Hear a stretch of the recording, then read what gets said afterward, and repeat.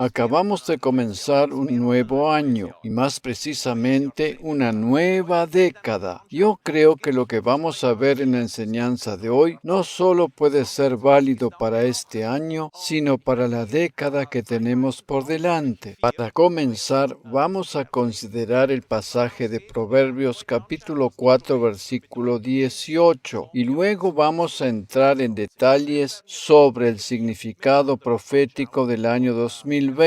Mas la senda de los justos es como la luz de la aurora, que va en aumento hasta que el día es perfecto. Reina Valera 1960. El camino del justo habrá de ser cada vez más claro. La frase hasta que el día es perfecto se refiere hasta la segunda venida de Jesús a la tierra. Debemos recordar que para la Iglesia la segunda venida tiene que ver con el arrebatamiento. Eso quiere decir 7 años antes de que Él regrese definitivamente a establecer su reino milenial sobre la tierra. Cuando la Iglesia sea arrebatada, aquí sobre la tierra tendrá lugar la gran tribulación. Este versículo nos asegura que en este tiempo y hasta el momento en que Jesús vuelva a buscarnos, nuestro camino habrá de ser cada vez más claro. En realidad, a nuestro alrededor todo se pone cada vez más oscuro y tenebroso. En los pocos días que llevamos transcurridos en este nuevo año, hemos estado viendo cómo los conflictos políticos en diferentes lugares de la tierra han ido escalando. Pero, si bien a nuestro alrededor todo se pone más oscuro, eso no significa que esta oscuridad entorpezca nuestro camino. Si bien la Iglesia o cuerpo de Cristo está en el mundo, tiene su propia luz. La Iglesia de Cristo brilla e ilumina porque depende pura y exclusivamente de Dios. Es más, debemos depender más y más del Señor porque la oscuridad a nuestro alrededor se torna cada vez más densa. Pero esta maravillosa promesa nos asegura que nuestra luz es como la luz de la aurora que va en aumento hasta que el día es perfecto. Sin embargo, no todos nosotros como creyentes en particular vemos que esto sea una realidad en nuestra vida. A veces, sobre todo cuando estamos solos, nos parece que todo es tenebroso y oscuro, pero cuando estamos reunidos en la iglesia con nuestros hermanos en Cristo en forma colectiva, pareciera que esa luz se acrecentara y eso nos otorga una sensación de seguridad y fortaleza. Cuando estamos juntos con nuestros hermanos escuchando el mensaje de la gracia divina, la luz de la iglesia es mucho mayor. Aun a pesar de que el mundo a nuestro alrededor se torne cada vez más oscuro y tenebroso, Dios tiene un plan diferente para su iglesia. Por esa razón, el mensaje para este nuevo año que acabamos de comenzar es uno de esperanza en el futuro.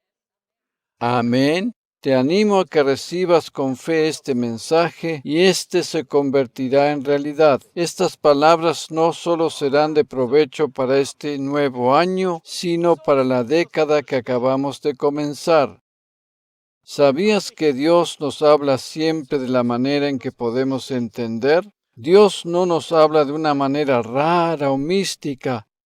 Dios no nos habla de una manera rara o mística que sería totalmente incomprensible para nosotros, sino que lo hace de una manera clara y fácil de entender. Naturalmente que para poder comprender correctamente sus palabras, tenemos que tener en cuenta algunas reglas básicas de interpretación bíblica, sobre todo en lo que a la simbología respecta, pero así y todo es fácil de comprender. Mientras meditaba en la palabra de Dios para preparar el mensaje para hoy, el Señor me guió al Salmo 20, el cual fue escrito por el rey David. Vamos a leerlo de la traducción Nueva Versión Internacional 1984. Que el Señor te responda cuando estés angustiado. Que el nombre del Dios de Jacob te proteja. Que el Señor te responda cuando estés angustiado. Que el nombre del Dios de Jacob te proteja.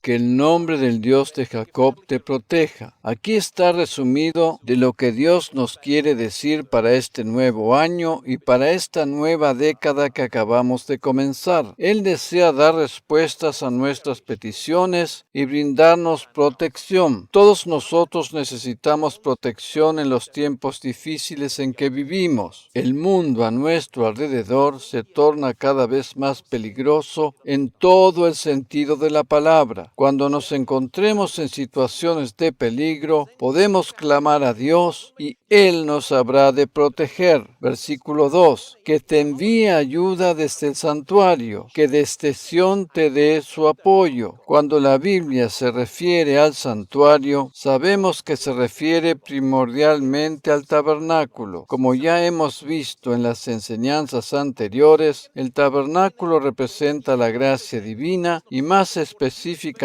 a nuestro Señor Jesucristo, quien es nuestro gran protector. El Salmo 91 dice que estamos protegidos bajo las alas del Omnipotente. Dios desea ayudarnos en cada una de nuestras necesidades. Para comprender realmente lo que significa eso de que la ayuda viene de su santuario, vamos a considerar el siguiente gráfico, algunos detalles concretos del tabernáculo del Antiguo Testamento. El tabernáculo de Moisés constaba de 3 lugares principales, a saber, el atrio a la entrada, el lugar santo y el lugar santísimo, el cual era el lugar más interno de todos. Según las palabras del Salmo que estamos considerando, nuestra ayuda proviene del santuario de Dios, y esto, si bien abarca todo el tabernáculo en general, se refiere principalmente al lugar santísimo. ¿Por qué estaba dividido precisamente en 3 partes principales? Porque Dios es un Dios trino, a saber, Dios Padre, Dios Hijo y Dios Espíritu Santo. Como ya hemos visto en otras enseñanzas, el ser humano fue creado a la imagen de Dios, también es tripartito, a saber, ese espíritu posee un alma y habita dentro de un cuerpo. Es de vital importancia que comprendamos que nosotros, como creyentes del nuevo pacto de la gracia, debemos vivir y actuar a partir del lugar santísimo. Nuestra ayuda proviene de la misma presencia y gloria de Dios. El lugar santísimo era el lugar dentro del tabernáculo donde se manifestaba la gloria de Dios. Si observamos bien el tabernáculo de Moisés, podríamos decir que este representa al Nuevo Testamento. El atrio o entrada al mismo era el lugar donde se ofrecía el holocausto. Jesús fue nuestro holocausto perfecto. Lamentablemente, hoy en día hay muchos creyentes que desarrollan su vida cristiana en el ámbito del atrio del tabernáculo. Digo esto porque debido a que están constantemente pidiendo perdón por sus pecados, es como que están todo el tiempo ofreciendo holocaustos. Jesús hizo la obra perfecta una vez y para siempre, y no hay que añadirle ningún tipo más de sacrificio. Esto era lo que debían hacer los israelitas en el Antiguo Testamento, ofrecer sacrificios cada vez que pecaban para que el sacerdote los presentara ante el altar. Debido a que Jesús, nuestro holocausto perfecto, hizo la obra una vez y para siempre, nosotros como creyentes no nos quedamos delante del altar del sacrificio, sino que podemos entrar hasta el lugar santísimo. Es triste observar que hay muchos creyentes que viven dando vueltas alrededor de los atrios, pidiendo constantemente perdón por sus pecados sin entender que cuando Cristo murió en la cruz, cargó con todos nuestros pecados. Por lo tanto, cuando le aceptamos como Salvador personal, todos nuestros pecados, tanto los pasados como los presentes y los futuros, nos son perdonados. No nos quedemos en los atrios. El tabernáculo de Moisés, con sus 3 diferentes partes, resume los últimos 500 años de la historia de la Iglesia. En el 1800 hubo un movimiento muy fuerte en cuanto a sanidad,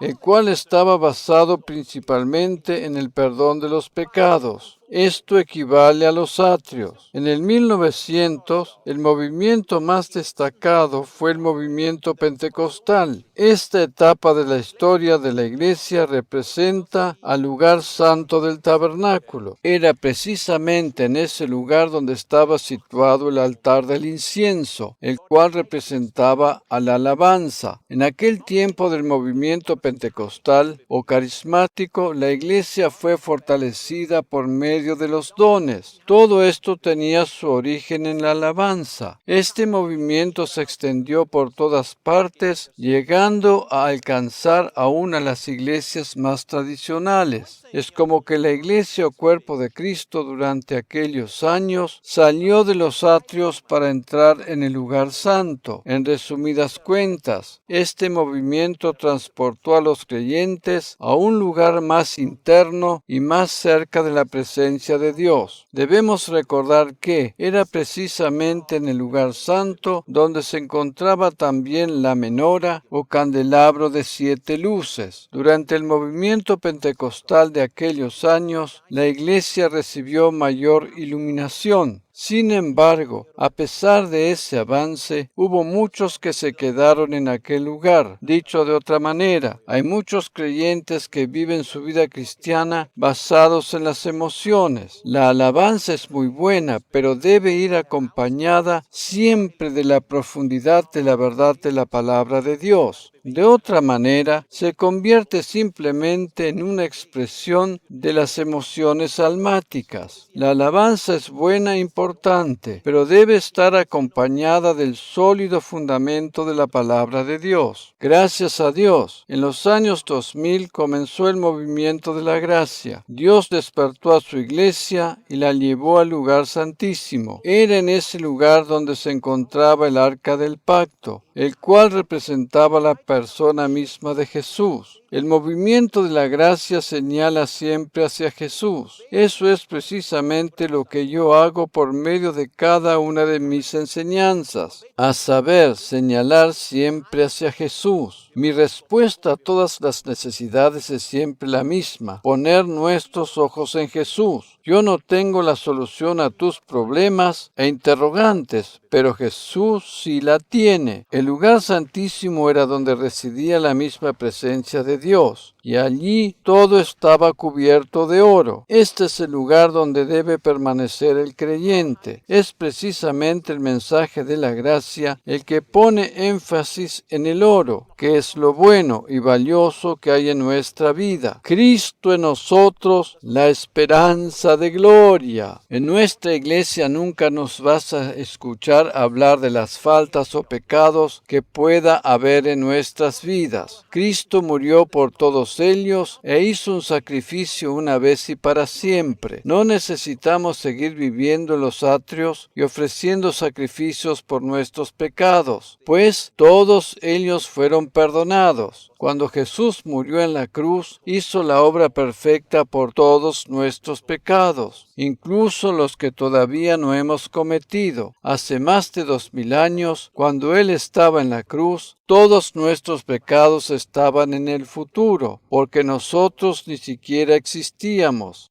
Acabamos de ver en el versículo 2 que Dios nos envía ayuda desde su santuario. Nos envía ayuda desde su santuario. Este es el lugar santísimo, el lugar de la gracia. ¡Aleluya! Ese es el único lugar donde encontramos verdadera ayuda y bendición. En tanto y en cuanto nos mantengamos bajo la influencia del mensaje de la gracia, estaremos recibiendo las bendiciones divinas. Nosotros, como hijos e hijas de Dios, gozamos de los mismos privilegios que Jesús. Nuestra ayuda proviene del lugar santísimo. Aunque esto parezca ser una verdad demasiado simple y sencilla, es de vital importancia que sepamos dónde recibir ayuda cuando la necesitamos.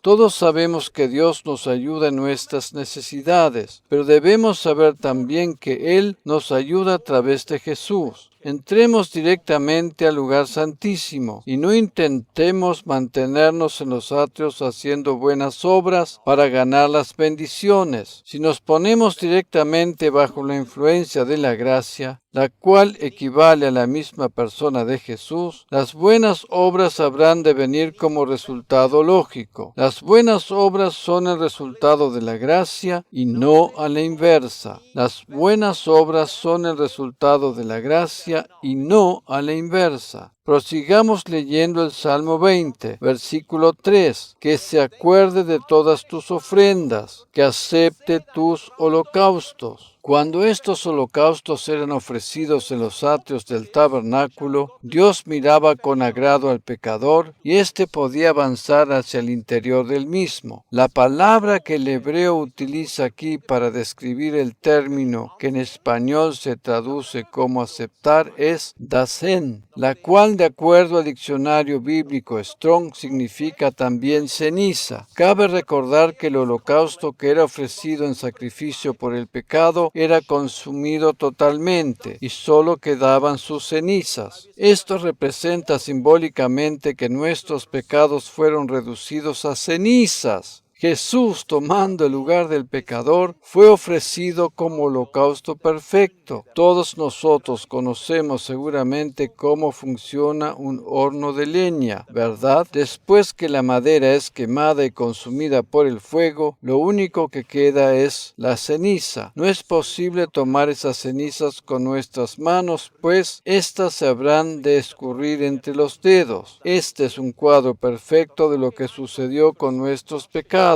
No existen más. El pecado ha perdido su sustancia. Por lo tanto, cuando el diablo venga a atacarnos intentando hacernos recordar nuestro pecado, podemos decirle que estos fueron reducidos a cenizas. Amén. Eso pondrá punto final a sus acusaciones. El Antiguo Testamento describe cómo era el proceso que tenía lugar sobre el altar del holocausto. En Levítico capítulo 6, versículos 9 al 13, leemos lo siguiente en la versión Biblia de las Américas. Ordena a Aarón y a sus hijos diciendo: esta es la ley del holocausto. El holocausto mismo permanecerá sobre el fuego, sobre el altar, toda la noche hasta la mañana, y el fuego del altar ha de mantenerse encendido en él. El sacerdote vestirá su túnica de lino y se pondrá calzoncillos de lino fino sobre su cuerpo. Tomará las cenizas a que el fuego ha reducido el holocausto sobre el altar y las pondrá junto al altar.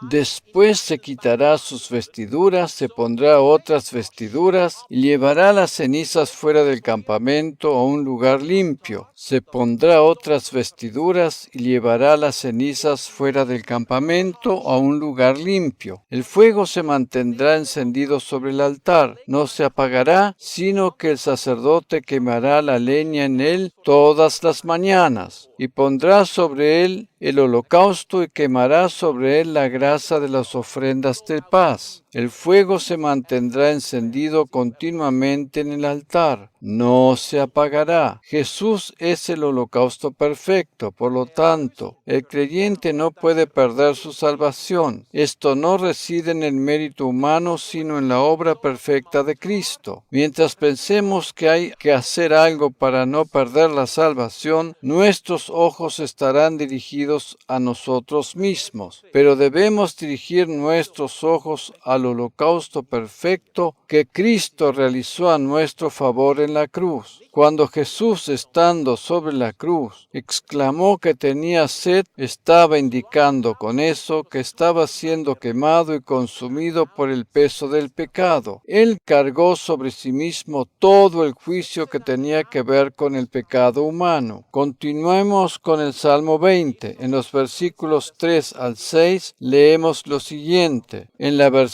Nueva Versión Internacional 1984. Que te conceda lo que tu corazón desea, que haga que se cumplan todos tus planes.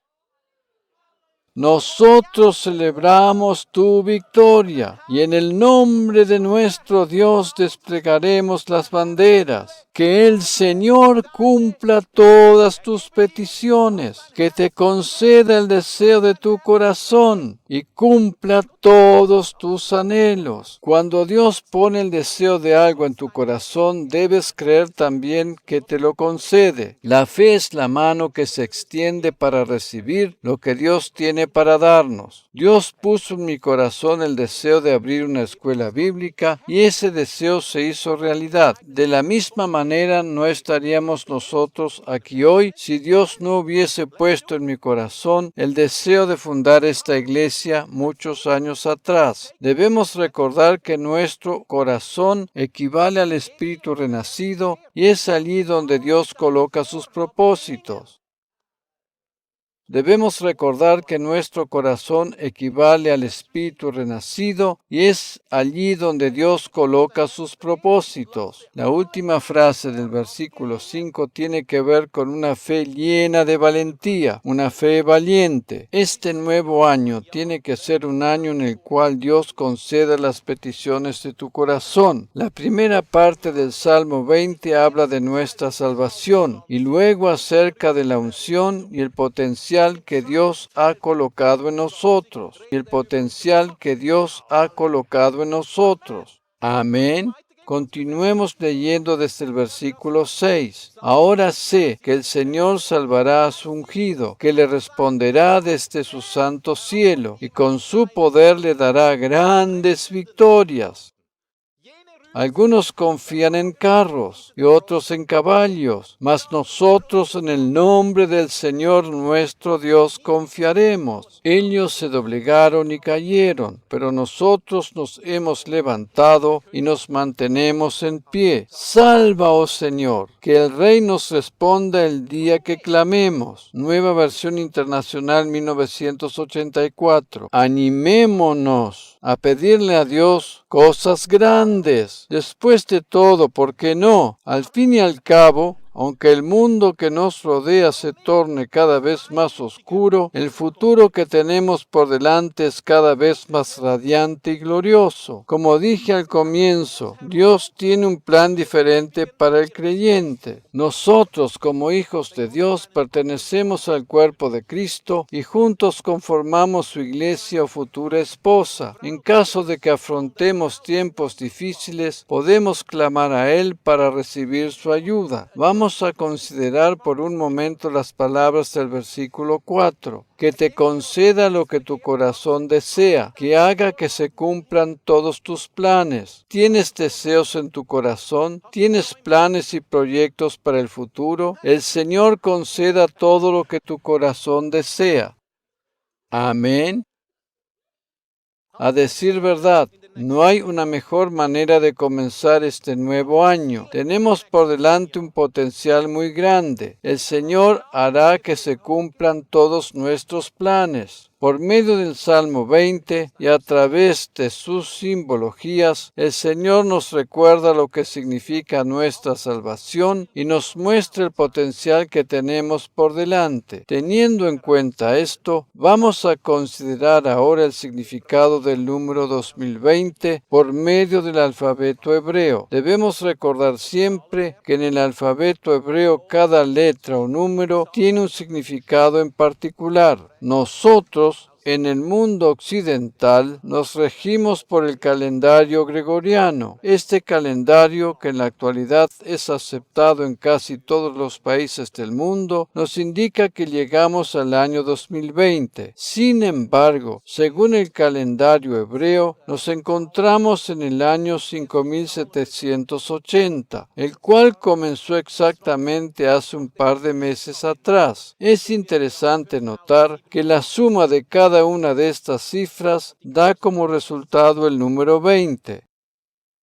De acuerdo al alfabeto hebreo, el valor numérico del número 20 representa salvación o redención. El libro de Ruth nos habla de Booz, quien, de acuerdo a la tradición de aquella época, fue el pariente cercano que la redimió, y su nombre es mencionado 20 veces en dicho libro. Booz representa simbólicamente a Jesucristo, nuestro Redentor. Otro personaje interesante acerca del cual nos habla el Antiguo Testamento es Abraham, el hombre a quien Dios llamó desde una nación pagana para convertirlo en Abraham. Ver Génesis capítulo 17 versículo 5, y establecer con él un pacto, el cual fue el precursor del pacto de la gracia. En Génesis capítulo 13 versículo 2 leemos: y Abraham era muy rico en ganado y en plata y en oro. Biblia de las Américas. De acuerdo a la simbología bíblica, la plata nos habla de salvación y el oro de reinado, señorío y divinidad. Dios es el único que puede otorgar salvación al ser humano. Es interesante notar que precisamente en este versículo donde habla del oro y la plata, el nombre Abraham es mencionado por 20ª vez consecutiva. Es interesante notar que cuando el nombre Abraham es mencionado por 20ª vez en la Biblia, aparece en relación a la justificación divina. En Génesis capítulo 18, versículo 23, leemos en la versión Biblia de las Américas: y Abraham se acercó y dijo: ¿en verdad destruirás al justo junto con el impío? Abraham estaba aquí rogándole a Dios por la protección de los justos. Esto nos muestra que a pesar de lo que pueda suceder en el mundo actual, podemos contar con la protección de los justificados. En resumidas cuentas, desde la perspectiva bíblica, el número 20 aparece siempre en relación a salvación o justificación.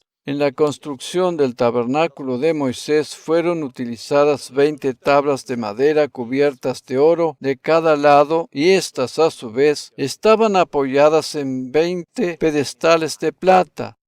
En la construcción del tabernáculo de Moisés fueron utilizadas 20 tablas de madera cubiertas de oro de cada lado, y éstas a su vez estaban apoyadas en 20 pedestales de plata. Y como habíamos visto anteriormente, este también es un simbolismo de nuestra redención. Vamos a considerar ahora el significado de la 11ª letra del alfabeto hebreo, la cual equivale al número 20. Esta es la letra Kaf. Es la letra Kaf. K-A-F. Dicha letra es representada por una mano abierta y quiere decir sostener o mano que alcanza, extendiéndose en una expresión de propósito o redención. Además de eso, esta letra es también una palabra. Dicha palabra se conforma con las letras Kaf y Pe Sofit. Por lo tanto, la bendición de la mano extendida de Jesús tiene todo el potencial espiritual para llegar a manifestarse en la realidad física y tangible. Dicho de otra manera, la palabra Kaf implica unción y capacidad. En resumidas cuentas, potencial divino. Todos nosotros hemos recibido dones o capacidades para que sean utilizadas en el reino de Dios. Si no las usamos, estas quedarán desaprovechadas e inútiles. En otras palabras, Dios ha depositado un potencial en cada uno de nosotros. Esto concuerda perfectamente con lo que hemos leído en el Salmo 20, pues el Señor hace realidad los deseos que Él mismo ha puesto en nuestro corazón o espíritu renacido. La unción que Él ha depositado sobre nosotros es el potencial que, con su ayuda, se convierte en realidad. Por lo tanto, teniendo en cuenta el profundo significado de las letras o numerología hebrea igual a gematría, podemos resumirlo en el siguiente gráfico. El poder latente del potencial espiritual colocado por Dios en nosotros en el momento de la conversión tiene la capacidad de poder manifestarse en la realidad. Repito, el poder latente del potencial espiritual colocado por Dios en nosotros en el momento de la conversión tiene la capacidad de poder manifestarse en la realidad. Sabiendo esto, nuestra fe se acrecienta. Podemos animarnos a a pedirle con valentía cosas grandes a Dios en la seguridad que lo vamos a recibir. Esta seguridad nos hace tener grandes sueños y visiones y nos llena de valentía para alcanzar esas metas.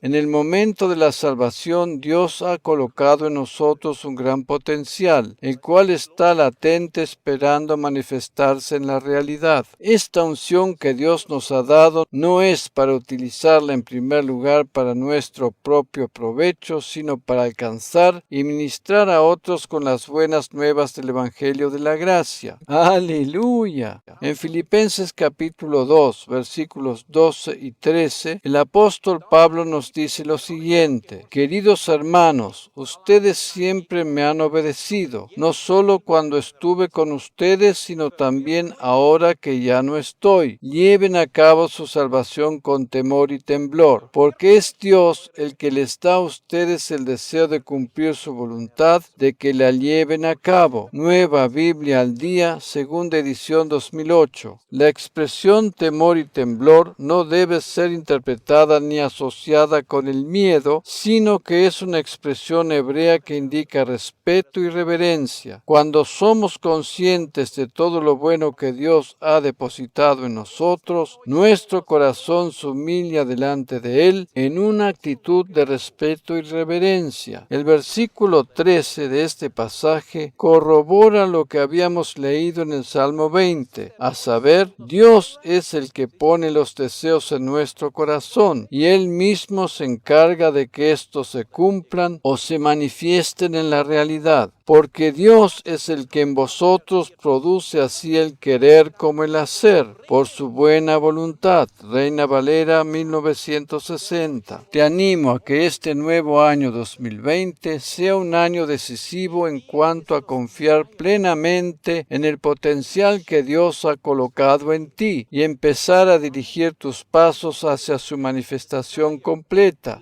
Dios es quien colocó ese deseo en ti y es Él mismo quien habrá de hacerlo realidad. Amén.